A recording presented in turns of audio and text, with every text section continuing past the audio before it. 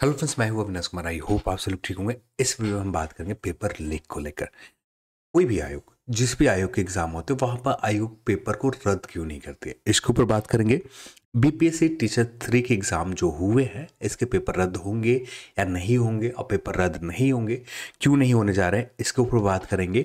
और जो बीपीएससी के टीचर लीक को लेकर, पेपर जांच को लेकर जो भी खबरें हैं, उन खबरों के ऊपर हम लोग इस वीडियो में बात करें। चैनल पर नए हैं तो चैनल को सब्सक्राइब कर लें और इस वीडियो को आप अपने दोस्तों के साथ शेयर ज़रूर करें। तो यहाँ पर जांच एजेंसियां ने पेपर को लीक को लेकर जांच करना स्टार्ट कर दिया था, और जांच के बाद यहाँ पर ये पाया कि पेपर यहाँ पर लीक हुए थे। अब यहाँ पर दोनों के बीच में, जांच एजेंसियां और आयोग के बीच में कम्युनिकेशन हो रहा है कि आपके पास जो साक्ष्य प्राप्त हुए हैं, इन साक्ष्य को बीपीएससी के पास भेजे, जिससे हम लोग भी देखें और क्या पेपर लीक हुए हैं या नहीं हुए। ठीक है, तो तीसरे चरण की परीक्षा में प्रश्न पत्र आउट होने के मामले में जांच एजेंसी ने, ईओयू ने बीपीएससी के आमने सामने आ गए हैं, और वीओयू ने अपनी शुरुआती जांच के बाद दावा किया है कि तीसरे चरण की परीक्षा प्रश्न पत्र आउट हो गए। वहीं बीपीएससी ने इस सिरे से खारिज कर दिया। तो ऐसा क्यों कर दिया आयोग? तो पहला रीजन आपको यह समझना होगा कि आपसे जो एग्जाम फी लिए जाते हैं, तो यहाँ पर जो एग्जाम फी ली जाती है, बस इस एग्जाम के ऑर्गेनाइज करने के लिए जितने खर्चे आयोग को आएंगे, एग्जाम के जो आयोग के खर्चे आते हैं, जैसे एग्जाम सेंटर के पास मैनेज करने के लिए एग्जाम सेंटर को फी अलग से दिए जाते हैं, एग्जाम सेंटर पर जितने सहायक होते हैं जो इस एग्जाम को ऑर्गेनाइज करने में मदद करते हैं, जैसे आपके क्लासरूम में इंस्ट्रक्टर हो गए, तो ये जितने भी टीचर होते हैं इनको पैसे दिए जाते हैं एग्जाम के लिए। फिर इसके बाद यहाँ पर जो भी पेपर आपका सेट प्रिंट करना है, इसमें अलग खर्चे होते हैं। फिर इसके बाद जो अटेंडेंस है, बहुत सारे जो काम होते हैं, उन सारे काम को, फिर इसके बाद कैमरामैन, फिर आपका जैमर के चार्ज अलग से लिए जाते हैं। फिर जैमर जितने देर यूज़ किए गए उसके रेंट अलग से होते हैं। तो जो भी आपके एग्जाम में आप अपने एग्जाम हॉल के आसपास देखते हो, जितने भी हैं, जितनी भी आपकी फैसिलिटीज आपको दी जाती है, सारे एग्जाम के जो फी आपने दे रखा उससे पैसे से दिए जाते हैं। जब एक बार एग्जाम रद्द हो जाते हैं तो आयोग के पास जो एग्जाम ऑर्गेनाइज करने के लिए एक बार आपने फी पे किया था, अब यहां पर सरकार के ऊपर आश्रित हो जाना पड़ता। जब तक सरकार से, यानी जो स्टेट गवर्नमेंट है, स्टेट गवर्नमेंट यहां पर फंड नहीं देते इस एग्जाम को फिर से ऑर्गेनाइज करने के लिए, तब जाकर यहां पर इस एग्जाम को ऑर्गेनाइज किया जाता है। यानी जब वहां स्टेट गवर्नमेंट से फंड आ जाते हैं तो उसके बाद इस एग्जाम को ऑर्गेनाइज पॉसिबल हो पाता है। नहीं तो ये जो एग्जाम फी है, इस एग्जाम फी के एक ही एग्जाम में सारा यूटिलाइज कर लिए जाते हैं। तो जैसे बहुत सारे लोग ये कहते हैं कि एग्जाम एडवर्टाइजमेंट छोटे नंबर पर आकर यहाँ पर आयोग से बिहार सरकार पैसे कमा रही है, पर पैसे नहीं कमाती है। हाँ, इस जो पैसे होंगे, जो अंत गैप होगा, उस गैप में शायद तो ये लोग यदि सही तरीके से पैसे को यूटिलाइज कर रहे हो तो उस समय इंटरेस्ट वगैरह जो भी हो ये एक्स्ट्रा कमा सकते हैं, अलग बात है। पर नॉर्मली एग्जाम में पेपर रद्द होने के बाद ये सारे जो एक्स्ट्रा खर्चे होते हैं, ये फिर से इनको उठाना पड़ता है, और इनके पास एक्स्ट्रा फी कैंडिडेट से नहीं लिए जाते। अब यहां पर इसी वजह से जब भी अपने पेपर रद्द हुए हैं, तो शुरुआती समय में आयोग, जितनी भी आयोग है, इस बात को खारिज कर देती है। जब जांच होना स्टार्ट हो जाता है, उसके बाद जब इनके ऊपर प्रेशर पड़ना स्टार्ट होता है, तब जाकर इस एग्जाम को, जो भी एग्जाम हो रहे हैं, उन एग्जाम को रद्द किए जाते हैं। तो यहां पर एक तरह से आप बात करो तो एक्स्ट्रा जो बर्डन से बचने के लिए जितने भी कमीशन है, ये सारे कमीशन अपने हिसाब से कोशिश ये करती है कि फर्स्ट स्टेज में कि पेपर को रद्द नहीं होने दिया जाए।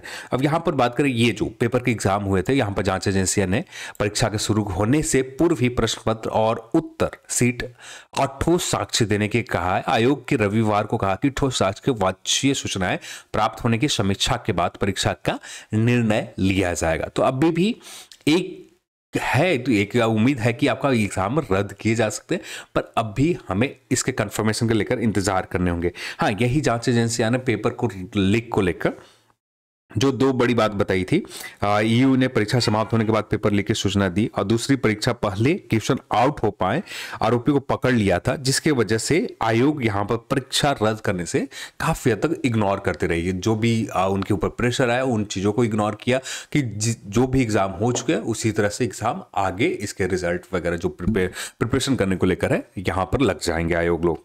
और यहाँ पर ईयू की परीक्षा दोनों दिन पहले, यानी 13 मार्च के ही पेपर आउट की सूचना मिली थी। जांच एजेंसियां जो आप पेपर को लीक को लेकर, यहां पर 13 को ही प्रश्न पत्र लीक होने की सूचना मिली थी, जिसमें 270 कैंडिडेट को पकड़े थे जांच एजेंसियां ने।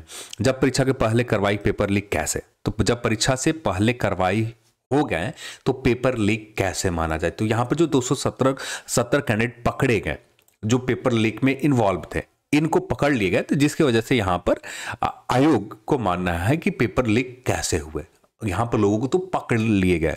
तो यहाँ पर बात ये आती है कि भैया ये तो एक छोटे रैकेट होंगे जो यहाँ पर काम कर रहे होंगे, ऐसे ही कुछ और रैकेट होंगे जो काम कर रहे होंगे जिनके ऊपर नजर भी नहीं गई है।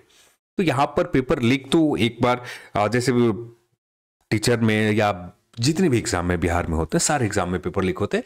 बस बात यह है कि कोई कमीशन इस चीज को हैंडल सही तरीके से कर लेती है, जिसके बाद पेपर एक जगह अडिग रहती है। जैसे बिहार दरोगा आयोग, भैया पेपर लीक हुए पर आयोग इस बात को मानने से इनकार कर देती है और एक ही पॉइंट के ऊपर अपने जगह पर अडिग रहती है, भैया आप एविडेंस दो।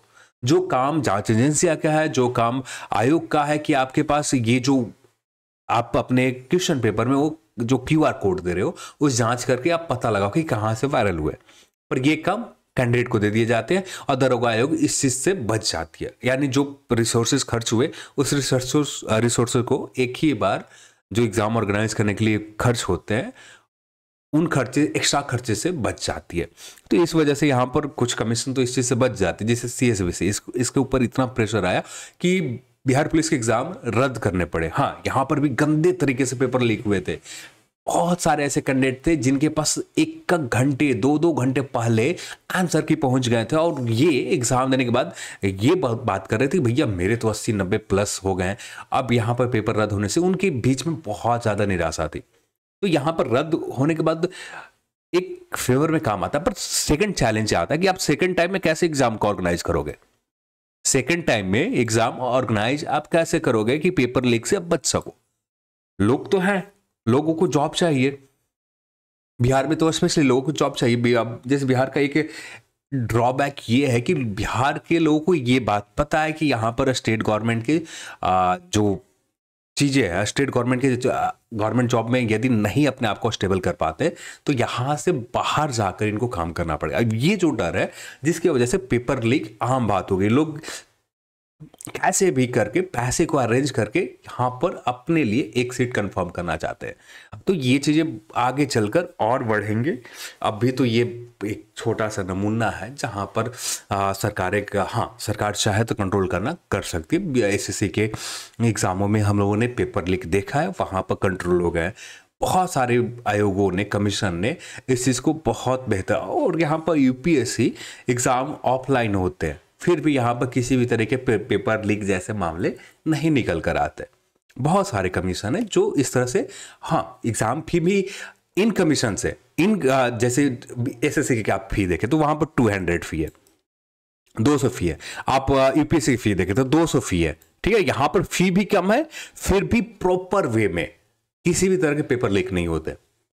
जब यहां पर इन कमीशनों को देखें, BPSC की फी 800, आप 800 से ही बात होती है, BPSC 800 से बात होते हैं। आप बिहार पुलिस सब ऑर्डिनेट सर्विस कमीशन की फी देखो, यहां पर 700 से बात होते हैं। आप बिहार SSC CGL की एग्जाम दे रहे हो तो वहां पर 700 से बात होते हैं। आप बिहार SSC इंटर लेवल के दे रहे हो तो वहां पर 500 से बात होते हैं। आप बिहार पुलिस के दे रहे हो तो वहां पर 400 से बात होते हैं। तो यहाँ पर फी का स्ट्रक्चर भी देखोगे बहुत बड़ा अमाउंट है, फिर भी कमीशन सही तरीके से इस एग्जाम को ऑर्गेनाइज नहीं कर पाती है, जिसकी वजह से आम बात होगी कमीशन चाहे तो इस चीज को पूरी तरह से इग्नोर करके अपने एग्जाम को सक्सेसफुली कंडक्ट करवा सकती है।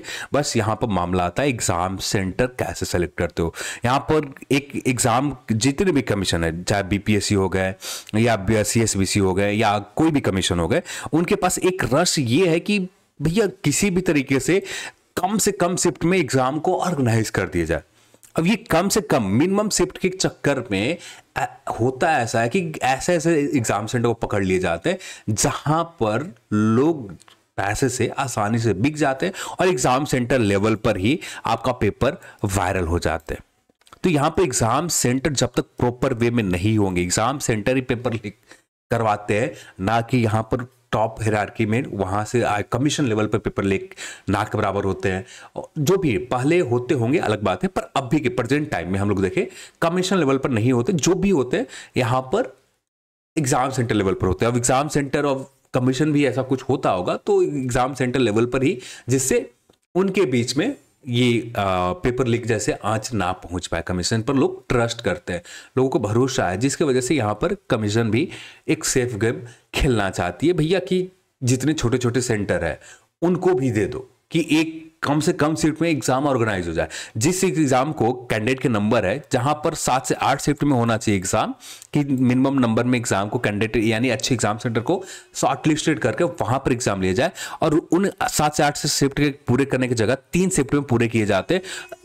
ऐसे ऐसे सेंटर पकड़े जाते जहां पर उनको तो पता भी नहीं है। दरोगा के एग्जाम में हम लोग बात करें तो वहां पर बहुत सारे ऐसे सेंटर थे, इस तरह से मिसकंडक्ट एग्जाम लिए गए थे, प्रिलिमिनरी एग्जाम, कि वहां पर लोग आपस में ऐसे बात कर रहे थे जैसे आप बोर्ड एग्जाम या यूनिवर्सिटी के, मगध यूनिवर्सिटी के आप एग्जाम दे रहे हो, मोबाइल ओपन करके दे रहे हो, वैसा सिचुएशन था। हाँ, एक था कि मोबाइल आप अंदर नहीं ले जा सकते, शुरुआती में जांच में आपको देखे जा रहे थे, पर फिर भी तो यहां पर बहुत ज्यादा हद तक जितने भी कमीशन है लापरवाही बहुत ज्यादा करती है कि भैया ज्यादा से ज्यादा 1 से 2 शिफ्ट में एग्जाम ऑर्गेनाइज करने के जो टारगेट होते हैं ना, ये बहुत क्योंकि हाँ, यहाँ पर इनको बस पहला अप्रोच तो यही रखना होता है कि भैया बिहार से ही जितने भी सेंटर को अलॉट किया जाए, और बिहार से अलॉट करने के चक्कर में ज़्यादा से ज़्यादा कुछ खराब सेंटर भी अलॉट हो जाते हैं, जिसकी वजह से अब यहाँ पर कमीशन चाहे तो इस चीज़ को कंट्रोल कर सकती है। पर अभी के आने वाले समय में तो दिख नहीं रहा, सारे कमीशन का वही रस है भैया, किसी भी तरीके से एक दिन में एग्जाम। अब यहाँ पर कैंडिडेट के नंबर दिन प्रतिदिन बढ़ते जा रहे हैं। अब भी बिहार एसएससी इंटर लेवल के ऊपर आप देखोगे 25 लाख फॉर्म अप्लाई हुए। इससे पिछले इंटर लेवल के आप देखोगे वहां पर 14 लाख के करीब फॉर्म अप्लाई हुए थे, जिनमें से 10 लाख के करीब लोगों ने एग्जाम दे रखा था। तो यहाँ पर कैंडिडेट 2014 में कितने थे, अब कितने लोग दे रहे हैं, 25 लाख। आने वाले समय में ये 50 लाख के करीब चले जाएंगे कि 50 लाख लोग फॉर्म भर रहे हैं। बहुत सारे लोग आ रहे हैं जो अपनी 12th पूरा कर रहे हैं, अपने ग्रेजुएशन पूरा कर रहे हैं, उसके बाद वे यहाँ पर कॉम्पिटिटिव एग्जाम में, और यहाँ पर इनके मोटिवेट करने के लिए जो कोचिंग संस्थाएं हैं और जो बहुत सारे यूट्यूब चैनल हैं, जो बिहार पुलिस कांस्टेबल निकालने के बाद भी प्रॉपर वे में इंटरव्यू कांस्टेबल से लिए जा रहे हैं, जो भी बिहार एसएससी इंटर लेवल की बात होती है वहां पर प्रॉपर वे में इस तरह से लोगों को इन्फ्लुएंस किया जा रहा है कि भैया ये जॉब बहुत अच्छी है।